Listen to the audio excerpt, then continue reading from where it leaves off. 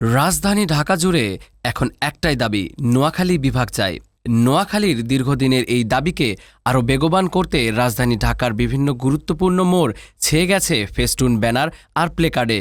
আর এই মহৎ উদ্যোগের সৌজন্যে রয়েছে মোস্তফা হাজেরা ফাউন্ডেশনের অন্যতম পরিচালক, তরুণ সমাজসেবক মোহাম্মদ জহিরুল ইসলাম। নোয়াখালী অঞ্চলের সার্বিক উন্নয়ন এবং প্রশাসনিক বিকেন্দ্রীকরণের লক্ষ্যে দীর্ঘদিন ধরে অগ্রণী ভূমিকা পালন করে আসছেন তিনি। সাধারণ মানুষের এই ন্যায্য দাবি এখন সময়ের দাবি। নোয়াখালী বিভাগ চাই, আমাদের অধিকার, আমাদের দাবিসহ নানা স্লোগানে রাজধানী ঢাকা এখন মুখরিত নোয়াখালী অধিকার আদায়ের স্লোগানে।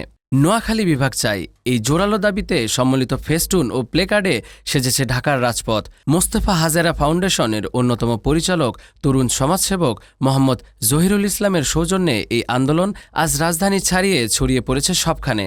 নোয়াখালীবাসীর দীর্ঘদিনের এই স্বপ্ন পূরণে আমাদের সাথেই থাকুন।